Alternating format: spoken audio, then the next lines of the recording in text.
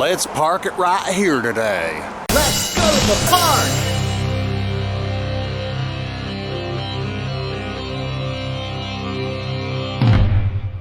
Because truth be told, I treat where I live like a park.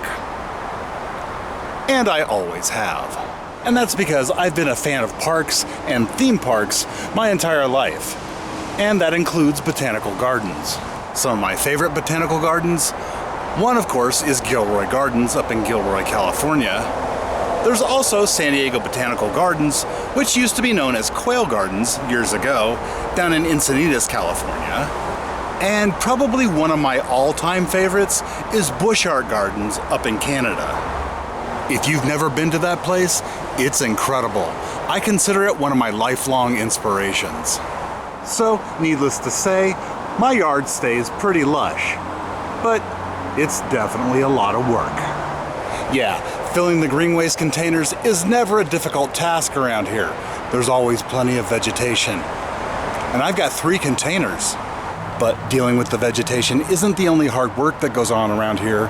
Nope, there's always a lot more. And because of the construction, there's been a lot more hard work here over the past year. But thankfully, most of that's over with. I'm in the studio construction phase, and that's moving along nicely. I'll have that episode ready for you in the somewhat near future here. Things are just taking a little longer than expected. I'm also still in the process of moving this massive pile of dirt over to where I moved this other massive pile of dirt. All that dirt had to be moved out of the basement before they could pour the slab last year. Now I'm moving it to the other side of the yard.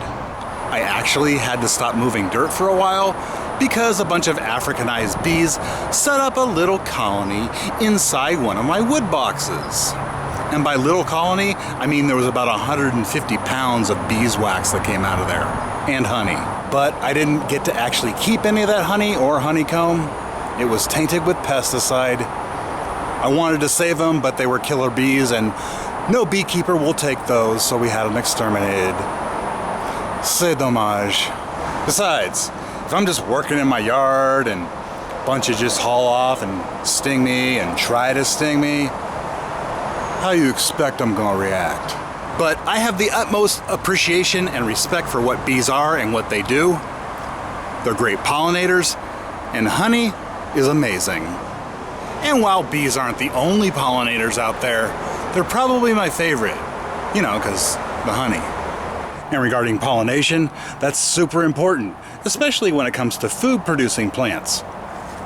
Like this nectarine tree I'm standing under, which, by the way, produces some amazing fruit. Really good nectarines. Yeah, pollination is super important for growing food. And I like to think we grow a decent amount of food around here. Got some peppers, green and jalapeno, a bunch of onions, a veritable forest of tomato plants, which hasn't quite reached its full potential yet, but I read about this thing online called electroculture, so I stuck some copper tubes in the ground, because that was my understanding of what it entailed. And I can't say for certain whether or not it worked, but where I stuck this one, this plant has shot up and got some really thick stems going on there. Now, from my understanding, electroculture is supposed to help increase the plant size and the yield, and I can't say for certain, but I think it's working.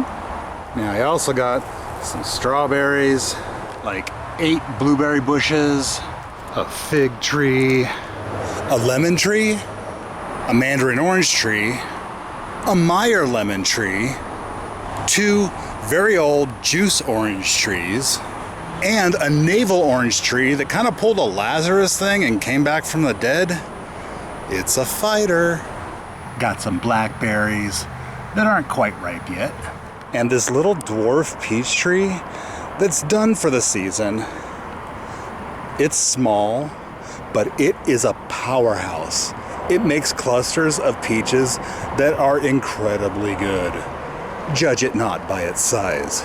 Got an avocado tree that I planted from seed. Still no avocados just yet. It'll make avocados when it's ready. And that's an olive tree that I planted. A neighbor gave us the tree after my dad passed. I planted it, and it's gotten pretty large. Makes a lot of olives each year, but I don't know what to do with them. Think I need to try making olive oil with them. I tried brining them one year and didn't have very much success, so. And this is what's left of what's colloquially called a fruit salad tree.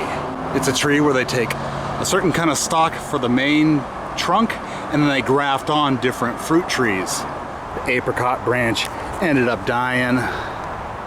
So did the plum part.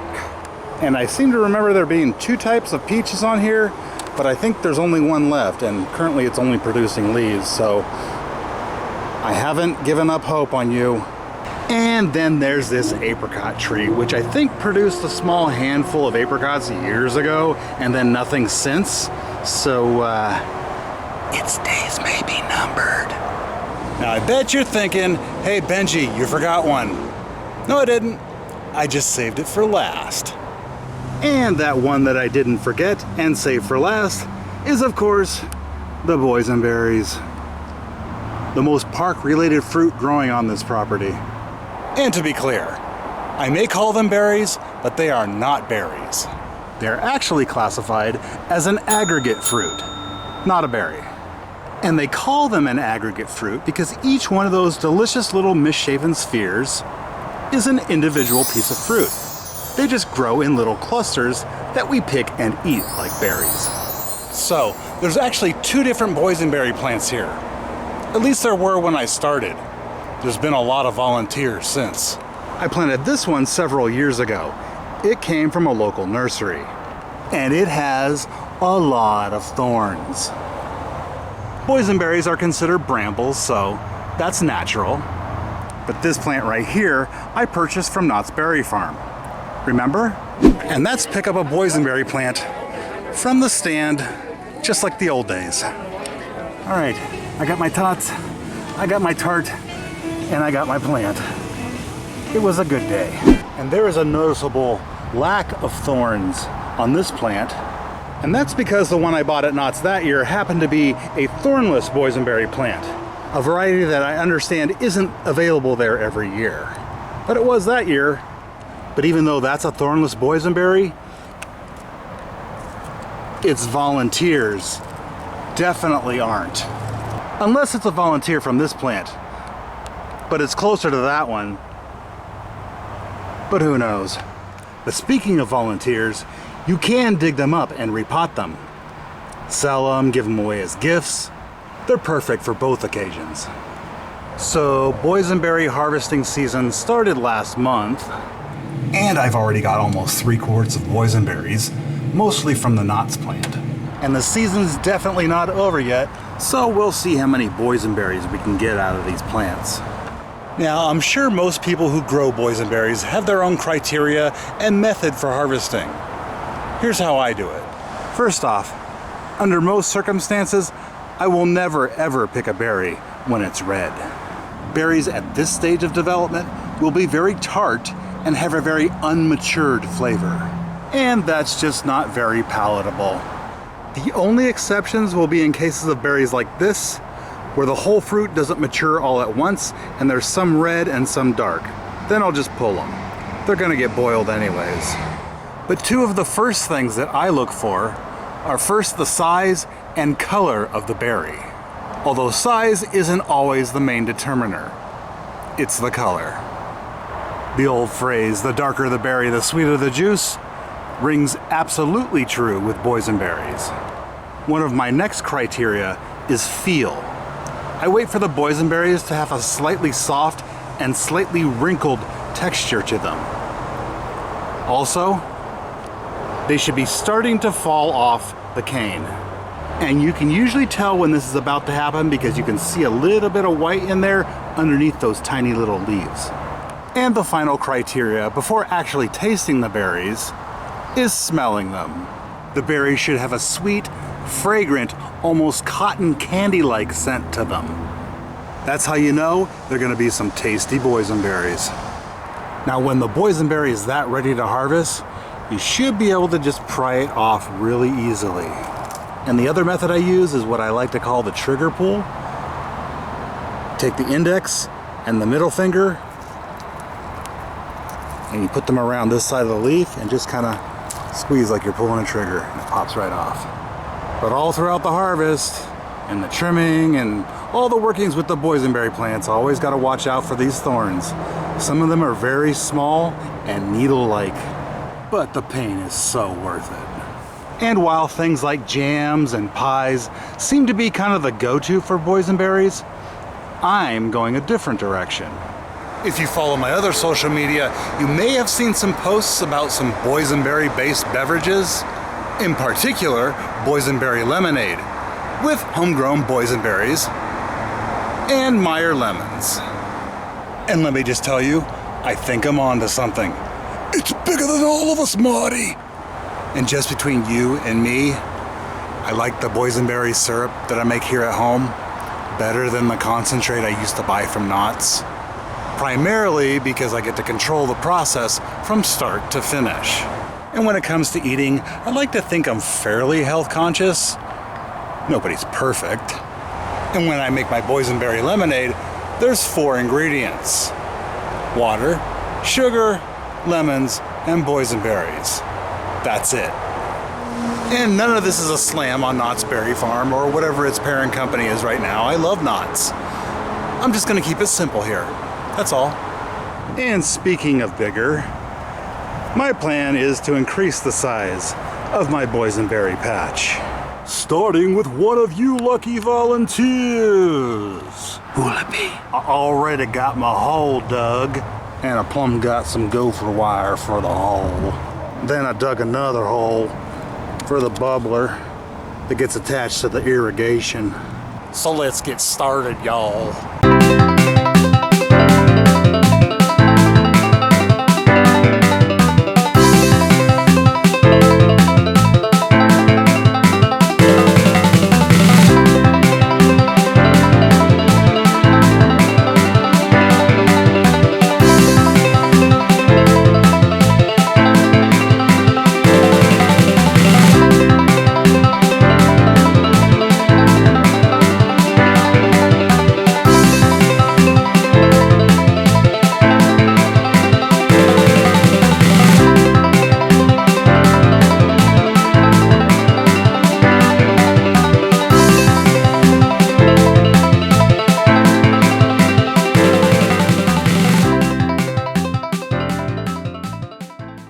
And there she is, the latest permanent addition to the boysenberry patch here at the park. And check it out.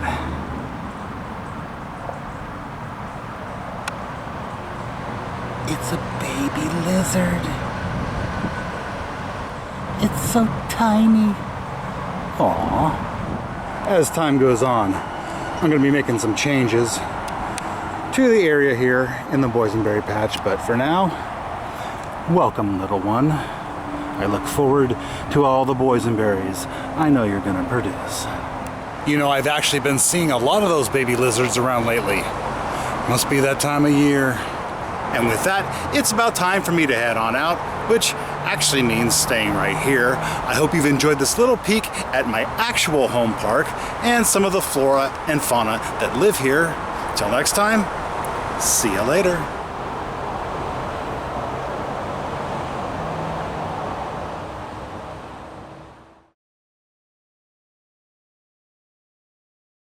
And while it may not be Jurassic Park, this park is full of reptiles. Like this little one right here. Ain't that right, buddy? Yeah, I love having these little soldiers around, because they're really not very timid, and they eat a lot of bugs. You know, the type of bugs that like to eat holes in all your plants. Yeah, I love having these little guys around. They're like my little security guards, protecting my plants. And the pay is all you can eat bugs. And this guy just gave back some of the bugs he ate. That's a healthy lizard. You know, I think that's the first time in my life I've ever seen a lizard poop. Enlightening.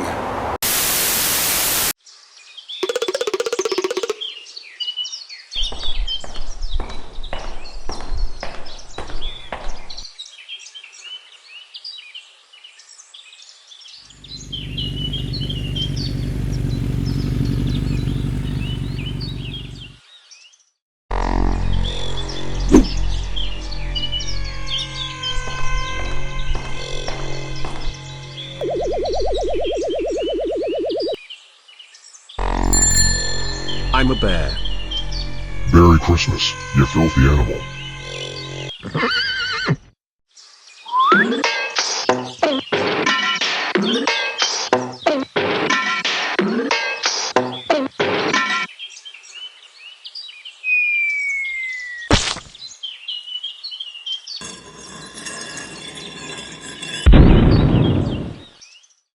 I'm a bear.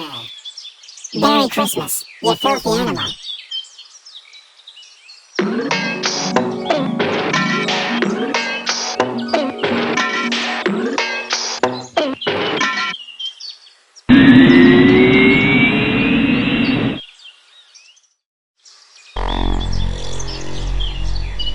That was totally my jam. Hey, quiet.